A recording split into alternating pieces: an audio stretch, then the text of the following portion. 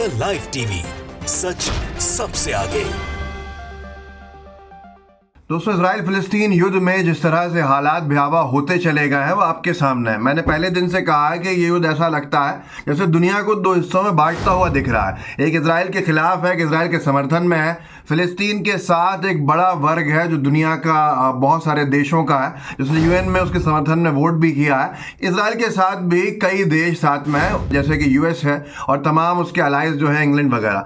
लेकिन अब यमन की एक एंट्री इस पूरे के पूरी लड़ाई में होती हुई दिखी है, जहां यमन की तरफ से एक खबर ऐसी आई है कि यमन ने जंग का ऐलान कर दिया है इजराइल के खिलाफ, जिसको लेकर बहुत से लोगों ने ट्वीट भी किया है, बहुत से लोगों ने उसको रिपोर्ट भी किया। अंतर्राष्ट्रीय न्यूज एजेंसीज ने रिपोर्ट किया है। स्प्रिंटर एक ट्विटर हैंडल है जिन्होंने Yemeni army launches large scale ballistic drone strikes on Israel to support Palestinians, कि यमन की तरफ से जो फौज है उसने हमला किया है इजराइल के ऊपर, जो बैलिस्टिक मिसाइल्स हैं और ड्रोन स्ट्राइक्स के ज़रिए से, और एक बड़े फौजी अधिकारी का वीडियो भी डाला है। मैं आपको वीडियो दिखा देता हूँ, आपको समझ में आ जाएगा, और कैसे अब दुनिया के दूसरे देश भी इजराइल के खिलाफ इन्वॉल्व हो रहे हैं इस युद्ध में, और वो हमला कर चुके हैं। ये वीडियो देखिए जहाँ पे वो अरबी में अपनी बात रख रहा है, जो फौजी हैं, फिर इस पर चर्चा हम करेंगे।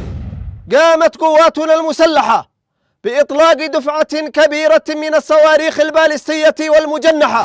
दोस्तों, ये पूरा का पूरा एक बड़ा वीडियो है जिसमें साफ तौर के ऊपर ये फौजी अधिकारी जो हैं यमन के, ये कहते सुनाई देते हैं कि जिस तरह से बच्चों को मारा गया है, जिस तरह से वॉर क्राइम्स हो रहा है, हम चुप नहीं बैठ सकते, हम अब जंग का ऐलान करते हैं इजराइल के खिलाफ। और इसमें इन्होंने ये भी जानकारी दी कि इन्होंने अपनी मिसाइल दागी हैं और बहुत सारी चीज़ें इसके ऊपर चर्चा में भी आई हैं। इजराइल ने भी कहा है कि उनको एक अननोन मिसाइल इंटरसेप्ट करी है उन्होंने। ये तमाम चीज़ें हैं सामने। सुलेमान अहमद करके हैं जिन्होंने इसको डाला है, इस वीडियो को ट्वीट भी किया है, और ये बोला है कि बैटल ऑफ द फ्लड में हम जो है इसमें हिस्सेदार हैं अल-अक्सा के, और एक बड़ी संख्या के अंदर मिसाइल दागी भी हैं इजराइल के जो IOF टारगेट्स हैं ऑक्यूपाइड पैलेस्टाइन में। अब यहाँ पर फिर इसके बाद बहुत कुछ फॉलोअप आया है जिसमें ये कहा गया है कि ये हौती रेबल्स जो है, हाउजी रेबल्स जो हैं, जो यमन के एक बड़े वर्ग को कंट्रोल करता है, यमन की मुख्य विपक्षी पार्टी माना जाता है, लेकिन इसका एडमिनिस्ट्रेशन है एक बड़े वर्ग पे। ये ईरान की तरफ से बैकिंग पाए हुए हैं और शिया कम्युनिटी से आते हैं, जैसे कि हिजबुल्लाह ईरान की तरफ से बैकिंग में, वहाँ से अटैकिंग मोड में है लेबनान की बॉर्डर पे। और अब यहाँ पर से भी यमन के जो ईरानी बैक्ड ग्रुप्स हैं, उन्होंने साफ तौर के ऊपर हौती ग्रुप ने ये ऐलान किया है। ये पूरा का पूरा मलेशिया की तरह ही ऑपरेट करता है। इनके पास 2 लाख के आसपास फौजी हैं, सोल्जर्स हैं, और ये यमन में जो आपने बहुत कुछ डिस्टर्बेंस देखा होगा, इन्हीं की लड़ाई वहाँ पे निरंतर सऊदी अरब से भी चली है, जिसके बाद अब ये कहा जा रहा है कि अगर हौती ग्रुप ने ये ऐलान किया है तो बहुत सारी चीज़ें सामने आ रही हैं। बहुत सी चीज़ें कैसे हैं, पहले तो आपको दिखा देता हूँ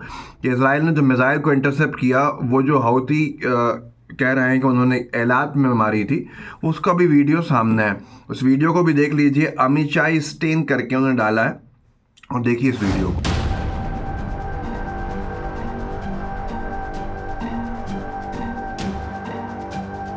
जो उन्होंने वीडियो डाला है उसके ऊपर एक लूलू करके ट्विटर यूज़र उन्होंने लिखा है कि हौती जो हैं वो ज़्यादा घातक भी हैं, ख़तरनाक भी हैं, उनके पास बहुत सारी ऐसी टैक्टिक्स हैं, और वो IRGC का पार्ट हैं बड़ा, और ये बहुत ही ज़्यादा भयावह होते हैं इनके जो हमले होते हैं।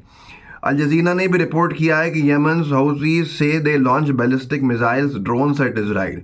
यमन के जो हौती ग्रुप है उन्होंने कहा है कि उन्होंने बैलिस्टिक मिसाइल्स से और ड्रोन से हमला किया है इजराइल के ऊपर।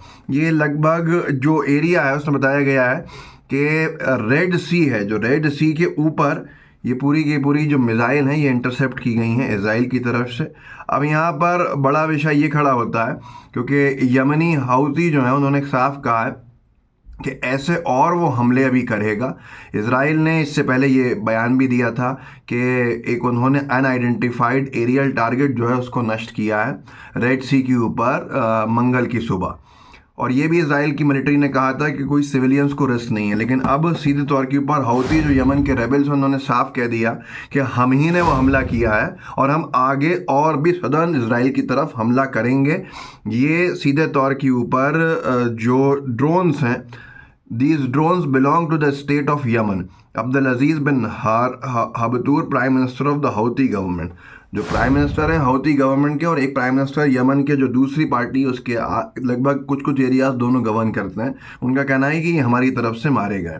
अब ये बड़ा विषय इसलिए है कि अगर ये स्थिति बनती है, हिजबुल्लाह एक तरफ से हमलावर है, दूसरी तरफ से हौती हमलावर होता है, ईरान अपने स्टेटमेंट्स दे चुका है। अच्छा, हौती के बारे में ये भी कहते हैं कि ईरान के साथ साथ नॉर्थ कोरिया भी इसको बैक करता है कहीं ना कहीं से, और नॉर्थ कोरियन एम्यूनेशन भी इसके पास होता है, जिससे ये पूरी की पूरी लड़ाई अब घातक होती दिख रही है। घातक कैसे होती दिख रही है कि अगर ये निरंतर चलता है तो ये सारी की सारी चीज़ें इस तरह से बदलेंगी कि सऊदी को कहीं ना कहीं इन्वॉल्व होना पड़ेगा। सऊदी के अंदर जो यूएस के मिलिट्री बेसेस हैं उन पर जो वॉर एनालिस्ट हैं उनका कहना है कि हौती यमन की तरफ से हमला करेगा, जिससे कि एक और जंग छिड़ेगी वहाँ। तो ये पूरा का पूरा मिडल ईस्ट को बारूद के ढेर पे बैठा दिया है इस पूरे के पूरे काम ने, जो एक बहुत घातक है।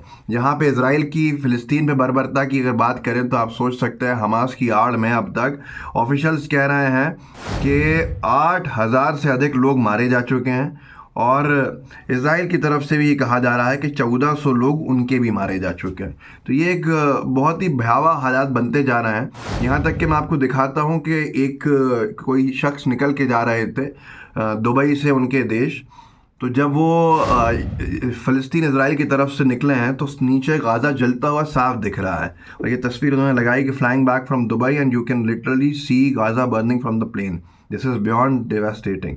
तो ये एक हालात जो बने हैं ये आपके सामने है, और हालात चिंताजनक इसलिए भी हैं कि सब खामोश हैं। इस तरह की तस्वीरें आ रही हैं, वीडियोज़ आ रहे हैं गाज़ा से, वो भयावह तो हैं ही लेकिन मानवता को शर्मसार करने वाले हैं। मैं दावे से कह सकता हूँ कि आप में से कोई भी उसको पूरा देखने का दम नहीं रखता है। बच्चे क्रश दिख रहे हैं, मलबे में दबे हुए दिख रहे हैं, जान जा चुकी है, खून से लथपथ बदन है। ये किस तरह के दुनिया के अंदर आज हम खड़े हैं, ये बड़ा सवाल है। यूएस में, इंग्लैंड में, हर तरफ बहुत प्रदर्शन चल रहा है, बहुत हंगामे हैं, सीज़ फायर की मांग चल रही है, क्योंकि ये देश जो है सीधे तौर के ऊपर इजराइल के समर्थन में है। अब आगे क्या होने वाला है तो वक्त बताएगा, लेकिन अभी जो हुआ है यमन की तरफ से, इसने युद्ध को और बढ़ता हुआ दिखा दिया। इस वीडियो को आगे बढ़ाइए कि लोगों को जागरूक कर सकते हैं, कीजिए। व्हाट्सएप ग्रुप्स होंगे उनमें शेयर कीजिएगा, लाइव टीवी को सब्सक्राइब ज़रूर कीजिए। जय हिंद, जय भारत। द लाइव टीवी, सच सबसे आगे।